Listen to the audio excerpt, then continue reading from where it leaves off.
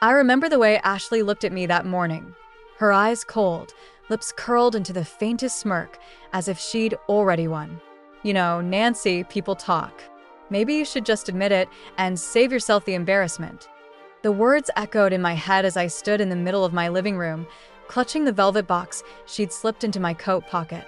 My hands were shaking, not from age, but from the sheer injustice of it all. I hadn't touched that medallion, but in that moment, I realized no one wanted to hear my side.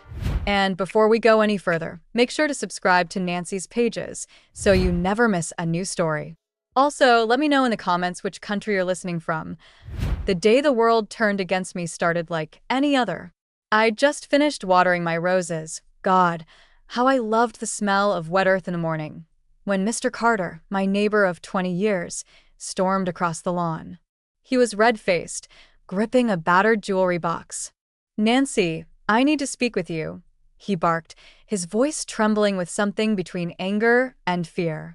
I set my watering can down, wiping my hands on my apron. "Of course, Harold. What's wrong?"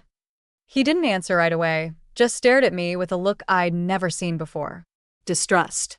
"My mother's medallion is missing. The one from the war. You were the last person in the house yesterday." I blinked, stunned. "You can't be serious." "Harold, He cut me off.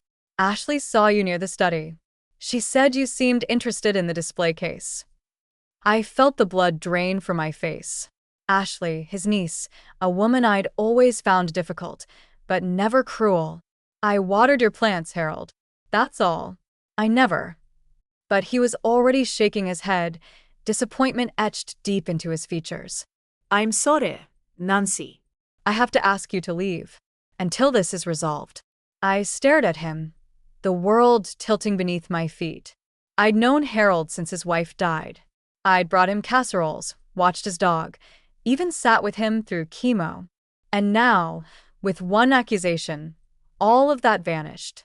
I wish I could say Harold's words rolled off my back, but the truth is, they stuck to me like burrs. That afternoon, the news spread faster than dandelion seeds on a windy day. By supper, I could feel the weight of 100 eyes peering through curtains, the silence of neighbors who, just yesterday, would have waved from their porches. The worst was when my own son called. "Mom, what's going on over there?" His voice was tight, tired. "Ashley's been telling everyone that you might have taken something. Are you all right?" I tried to keep my voice steady. "I didn't take anything, David. You know me." He hesitated. "I know, Mom, but people are talking. Maybe it's a misunderstanding." A misunderstanding. That's what they always say when they don't want to believe the truth is uglier.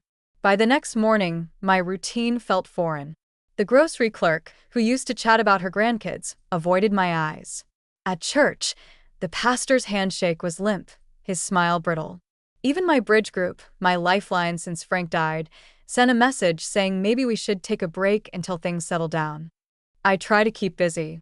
I baked a pie for Mrs. Jensen next door, just as I'd done every Thursday for years. When I rang her bell, she opened the door just a crack. "Oh, Nancy. I'm not feeling well today." Her eyes darted past me, searching for an escape. I left the pie on her porch and walked home, the sweet smell of cinnamon and apples clinging to my hands. That night, I sat by my window, watching the streetlights flicker on. I thought about all the birthdays I'd hosted, the block parties I'd organized, the casseroles I'd delivered to sick neighbors. None of it seemed to matter now. One accusation, and I was a stranger in my own home. But the worst part wasn't the gossip, or the cold shoulders, or even the loneliness. It was the look in Ashley's eyes whenever our paths crossed, a look that said, "I've won." I couldn't let her win. Not like this. The days blurred together after that. I tried to keep my head high, but every time I stepped outside, I felt the hush fall over the street, like a cold fog. I started noticing things I'd never paid attention to before, the way people whispered when I passed, the way their eyes slid away from mine. But it wasn't just the neighbors. There was something off about Ashley. She was everywhere lately, on Harold's porch, in his kitchen, even at the church bake sale, flashing that syrupy smile of hers. I caught her watching me once, her gaze sharp as a tack, and when our eyes met, she didn't look away.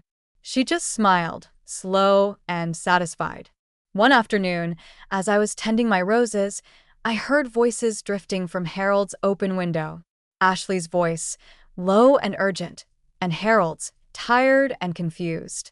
"You can't just accuse her without proof, Ash. She's been our neighbor for decades." Ashley's reply was silk over steel. "Uncle Harold, you said yourself she was the last one in the house. I saw her near the study. Maybe she's not as sweet as she seems." I felt a chill run through me. Why was Ashley pushing so hard? That evening, I found something odd in my coat pocket, a small velvet pouch, the kind you'd use for jewelry. My heart thudded in my chest. I hadn't seen it before, and I certainly hadn't put it there. I opened it with trembling fingers. It was empty, but the lining smelled faintly of Harold's cologne. A wave of nausea hit me. Was this supposed to be a clue? Or a trap? I sat down at my kitchen table, the pouch between my palms, and tried to think. Ashley's words, her presence, the way she seemed to know details no one else did. It all felt wrong. I remembered something else. At the church bake sale, Ashley had been unusually chatty with Mrs. Jensen, who'd seemed nervous and distracted. And 2 days before the medallion went missing, Ashley had asked me if I could drop off a package at Harold's house, saying she was too busy. I'd refused, thinking nothing of it at the time. Suddenly, I saw the pattern. Ashley was everywhere, planting seeds, nudging people, manipulating every conversation. I realized then that if I didn't fight for myself, no one else would. I barely slept that night. Every time I closed my eyes, I saw Ashley smile and felt the velvet pouch burning in my hand. By morning, I knew I couldn't do this alone. I needed someone, anyone who might still believe me, or at least be willing to listen. That's when I thought of Tyler. He lived 2 houses down, a quiet young man who'd moved in last year to care for his aging mother. Most folks in the neighborhood barely noticed him, but I remembered how he'd helped me carry groceries once, and how he always nodded politely when we passed. I found him in his front yard, tinkering with his old pickup truck. "Morning, Tyler," I called, trying to keep my voice steady. He looked up, wiping grease from his hands. "Morning, Miss Nancy. Everything all right?" I hesitated, then blurted, "I need your help. I think someone's trying to frame me." He blinked, surprised, but didn't laugh or brush me off. Instead, he set down his wrench and motioned me over. "Tell me what happened." I poured out the whole story. Harold's accusation, the neighbor's coldness, the velvet pouch, Ashley's strange behavior. Tyler listened, frowning in concentration. "Sounds like she's setting you up," he said finally. "But why?"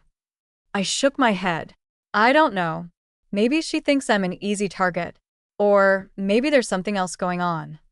Tyler nodded. "I've seen her around the pawn shop downtown. She was arguing with the owner last week. Looked pretty upset." My heart skipped. "Do you think she could've?" He shrugged. "It's worth checking out. And I can ask around, see if anyone else noticed anything weird." For the first time in days, I felt a flicker of hope. Maybe I wasn't as alone as I thought. That afternoon, Tyler and I walked to the pawn shop together. The owner, Mr. Patel, was a kind man who'd known me for years. When I asked if anyone had tried to pawn a medallion recently, he hesitated, then nodded. "Ashley Carter," he said quietly. "Came in 2 days ago. Tried to sell an old gold medallion. Said it was a family heirloom, but she didn't have any papers." I turned her away. I thanked him, my mind racing. This was it, proof that Ashley had the medallion. But how could I use it when everyone already believed her lies? Tyler squeezed my shoulder. "We'll figure it out, Ms. Nancy. Don't give up." As we left the shop, I realized something had shifted inside me. I wasn't just fighting for my reputation anymore. I was fighting for every time someone like Ashley thought they could ruin a life and get away with it. That evening, as the sun dipped behind the maple trees, painting the street in gold and shadow, I sat at my kitchen table with a notebook open in front of me. Tyler's words echoed in my mind. "Don't give up." I listed everything I knew. Every odd look, every whispered word, every small detail that hadn't seemed important until now. I was so deep in thought, I almost didn't hear the knock at the door. When I opened it, I was surprised to see Ruth standing on my porch. Ruth had been my friend for nearly 30 years, but since the accusation, she'd kept her distance. Now, she looked uneasy, twisting her wedding ring around her finger. "Can I come in, Nancy?" I nodded, stepping aside. She sat at my kitchen table, glancing nervously at the window. "I shouldn't be here. People are saying awful things." But I remembered something, and I can't keep it to myself. My heart pounded. "What is it?" Ruth took a shaky breath. "The day before Harold's medallion went missing, Ashley asked me for a favor. She said she'd left a package at Harold's and wanted me to pick it up and drop it at her place. She was insistent, almost desperate. But when I got there, Harold was home, so I made an excuse and left." She looked up, her eyes shining with guilt. I thought it was odd, but I didn't want to get involved. Now I think she was trying to use me to move something, maybe the medallion, without anyone noticing. I reached across the table and squeezed her hand. "Thank you, Ruth. This means more than you know." As Ruth left, I felt a surge of determination. Ashley's plan was more elaborate than I'd realized. She'd tried to use Ruth as an unwitting accomplice, just as she'd tried to use me as a scapegoat. But now, I had two people willing to stand up for the truth. That night, I called Tyler and told him what Ruth had shared. He whistled low. "She's smart, I'll give her that. But she's getting sloppy. If we can prove she tried to involve Ruth, maybe people will start to listen." I nodded, even though he couldn't see me. "We need more. Something undeniable." As I hung up the phone, I looked at the velvet pouch again, turning it over in my hands. There was a tiny embroidered initial in the corner, an A, stitched in pale blue thread. I hadn't noticed it before, but now it seemed to glow in the lamplight. For Ashley. It wasn't proof, not yet. But it was a thread, and I was determined to follow it all the way to the end.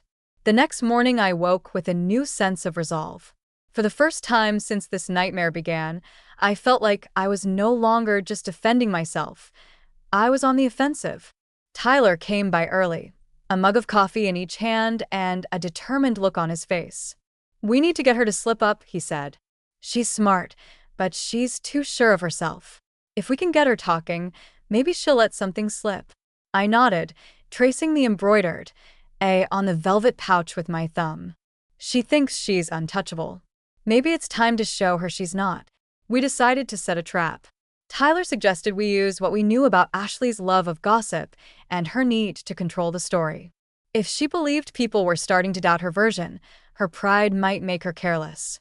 That afternoon, Tyler accidentally let it slip at the local coffee shop that Ruth was thinking of going to the police with what she knew. Word traveled fast in our neighborhood, and by evening, I saw Ashley pacing furiously on Harold's porch, phone pressed to her ear. Later that night, Ruth called me, her voice trembling. "Ashley just showed up at my house, Nancy." She was furious, said I was betraying the family, that I'd regret it if I talked to anyone else. I told her to leave, but she wouldn't go until my husband came out. I thanked Ruth and hung up, my mind racing. Ashley was rattled. That was good. But we needed more, something undeniable, something that would force her to reveal herself in front of witnesses. That's when Tyler had an idea. "What if we invite Harold and a few neighbors over for coffee? You could apologize for the trouble, say you're leaving town for a while. Ashley won't be able to resist gloating, and if we ask her about the pouch, maybe she'll slip." It was risky, but I agreed. The next day, I called Harold and invited him, Ashley, and a handful of neighbors for coffee and pie. My hands shook as I baked, but I poured all my hope and anger into those crusts. When everyone arrived, the air was thick with tension. I stood in my kitchen, heart pounding, and told them I was thinking of leaving for a while, maybe visiting my sister out west. Ashley's smile was razor sharp. "Oh, Nancy, that's probably for the best. Sometimes a little distance is good for everyone." I forced a smile and turned to Harold. "Before I go, I wanted to return something I found in my coat pocket. I thought it might be yours." I held up the velvet pouch, careful to show the embroidered A. Ashley's eyes widened for a split second before she caught herself. That's not mine, she said quickly. Must be yours, Nancy. You're always misplacing things. But Harold frowned, reaching for the pouch. My mother made these for all the grandchildren. Each one had their initial. He looked at Ashley, confusion and suspicion dawning in his eyes. Yours was blue, wasn't it? Ashley's cheeks flushed, but she shrugged. I don't remember. I met Harold's gaze. I've never owned anything like this, Harold. And Ruth can tell you. Ashley asked her to move a package the day before the medallion disappeared. The room went silent. For the first time, I saw doubt flicker in the neighbor's eyes. Ashley tried to recover, but the damage was done. She stood abruptly, knocking over her teacup. I don't have to listen to this, she snapped, and stormed out, slamming the door behind her. Harold looked at me, his face pale. Nancy, I'm so sorry. I don't know what to think. I placed a gentle hand on his arm. It's not your fault, Harold. But I think it's time we all start asking the right questions. After Ashley stormed out, the house felt strangely quiet, as if everyone was holding their breath. I could see the confusion and shame flickering across Harold's face, and the neighbors, for the first time, looked at me not with suspicion, but with uncertainty, even a hint of sympathy. But I knew Ashley wasn't done. Someone like her didn't just give up. She doubled down. That night, I barely slept, my mind replaying every detail, every clue. I needed something irrefutable, something that would force the truth into the open. The next morning, Tyler knocked on my door, his expression grim but determined. I followed Ashley last night, he said quietly. She went to the pawn shop again. I think she's trying to get rid of the medallion for good. My heart thudded. Did you see her go inside? He nodded. She argued with Mr. Patel for a while, then left in a hurry. She was carrying a small box. A plan began to form in my mind. If Ashley was desperate enough to try again, maybe she'd make a mistake. I called Ruth and asked her to meet me at the pawn shop. Tyler would come too, just in case. When we arrived, Mr. Patel greeted us with a wary smile. Nancy, I'm so sorry about all this trouble. I leaned in, lowering my voice. Has Ashley been here again? He nodded, glancing at the back room. She tried to sell me the medallion again last night. I refused. She got angry and left it here, said she'd come back with proof it was hers. He reached under the counter and pulled out the medallion, a delicate gold oval with an inscription on the back. My breath caught. I recognized the inscription. To Harold, with love. Mother, 1944. Ruth gasped. That's it. That's the one. I turned to Mr. Patel. Would you be willing to tell Harold what happened? He nodded solemnly. Of course. I keep records of every item brought in. I have Ashley's name and the date. We left the shop with the medallion and the receipt in hand. I called Harold and asked him to come over, telling him it was urgent. When he arrived, I handed him the medallion and the pawn shop receipt. He stared at them, his hands trembling. Ashley, she did this? I nodded, my voice gentle. She did, Harold. She tried to sell it twice. Mr. Patel will confirm it. Harold slumped into a chair, covering his face with his hands. Oh God, Nancy. I'm so sorry. I let her turn me against you. I let everyone turn against you. I squeezed his shoulder. You trusted your family. That's not a crime. But now you know the truth. That afternoon, Harold called a meeting with the neighbors. He stood on his porch, holding the medallion, his voice shaking as he told them everything, how Ashley had lied, how she'd tried to sell the medallion, how Nancy had been innocent all along. For the first time in weeks, I saw the wall of suspicion crumble. Neighbors came up to me, some with tears in their eyes, apologizing, offering hugs, asking for forgiveness. Even my son called, his voice thick with emotion. Mom, I'm so sorry. I should have believed you. Can I come over? I smiled through tears, feeling the weight of loneliness and shame finally lift from my shoulders. I thought I'd feel nothing but relief after the truth came out. And for a while I did. The weight that had pressed on my chest for weeks began to lift. Neighbors brought over casseroles and flowers, and my son visited with the grandchildren, hugging me tight as if to make up for every cold word and every doubt. But there was still one thing left unfinished. I hadn't seen Ashley since Harold's confession. Part of me wanted to avoid her forever, to let her fade into the background of my life. But deep down, I knew I needed to face her, not for her sake, but for mine. It happened sooner than I expected. I was in my front yard, trimming the roses, when I heard hurried footsteps behind me. I turned to see Ashley, her face drawn and pale, eyes darting nervously. She stopped a few feet away, arms crossed defensively. For a moment, neither of us spoke. The air was thick with things unsaid. Finally, she broke the silence. "So, I guess everyone knows now. Congratulations." Her voice was bitter, but there was a tremor beneath it. I set my shears down, wiping my hands on my apron. "Ashley, why did you do it? Was it really just about the money? Or did you hate me that much?" She looked away, jaw clenched. You wouldn't understand. "You have everyone's respect. You're the good neighbor, the one everyone trusts. I was always just the disappointment." I shook my head, sadness welling up inside me. "You could have asked for help. You didn't have to destroy someone else to feel better about yourself." She met my gaze, and for a split second, I saw something raw and lost in her eyes. But then the mask slipped back into place. "Doesn't matter now. I'm leaving. Uncle Harold wants nothing to do with me." I nodded, feeling a strange mix of sorrow and relief. "That's your choice, Ashley. But you'll carry this with you. I hope someday you find a way to be better." She turned on her heel and walked away, shoulders hunched, her bitterness trailing behind her like a shadow. As I watched her go, I felt something inside me settle. I hadn't wanted revenge. I'd wanted the truth. And now that it was out, I realized I was free. Free from the need to prove myself to people who doubted me, free from the shame that wasn't mine to carry.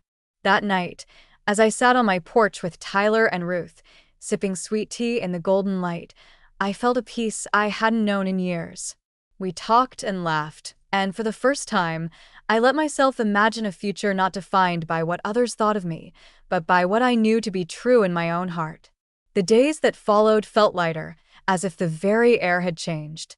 I moved through my routines with a new steadiness, watering the roses, baking for the neighbors, sitting on the porch in the evenings with Tyler and Ruth. The shame that had once clung to me was gone, replaced by a quiet pride. I'd survived the storm and come out stronger. People in the neighborhood slowly returned to their old ways, but something fundamental had shifted. I noticed more kindness in their voices, more caution in their judgments. Even Mrs. Jensen, who had once barely cracked her door to me, stopped by with a basket of fresh peaches and a heartfelt apology. I accepted her gift with a smile, but I knew I would never again let the opinions of others define my worth. My son, David, visited more often now, sometimes bringing the grandchildren. One afternoon, as we sat together on the porch, he took my hand and squeezed it gently. I'm sorry, Mum. "I should have stood by you." I smiled at him, feeling the old ache soften. "We all make mistakes, David. What matters is that we learn from them." I found myself reaching out to others who seemed isolated or misunderstood. I started a small group at the church for people who felt alone, widows, newcomers, even a few teenagers who didn't quite fit in. We shared stories, laughter, and sometimes tears. I realized that my ordeal, painful as it was, had given me a gift, the ability to truly see and support those who needed it most. One evening, as the sun set in a blaze of gold and pink, I sat alone on my porch, reflecting on everything that had happened. I thought about Harold, who had lost a piece of his family, but found the courage to face the truth. I thought about Ruth and Tyler, whose loyalty had helped me find my own strength. And, yes, I even thought about Ashley, hoping she might one day find peace. I understood now that dignity isn't something others can give or take away. It's something you carry inside, a quiet flame that endures even when the world tries to snuff it out. As I closed my eyes and listened to the crickets singing in the dusk, I felt a deep, abiding peace. I was no longer just Nancy. the neighbor accused of theft. I was Nancy, the woman who stood up for herself, who forgave, who grew, and who chose kindness, again and again, no matter what. Thank you for listening to my story. If you've ever felt misunderstood or unfairly judged, I hope my experience reminds you that your truth and your dignity matter, no matter what others say. If this story touched your heart, please subscribe and share your own thoughts or experiences in the comments below. Have you ever faced injustice from those around you? How did you find the strength to keep going? Let's support each other with kindness and wisdom. Until next time, take care of yourselves and each other.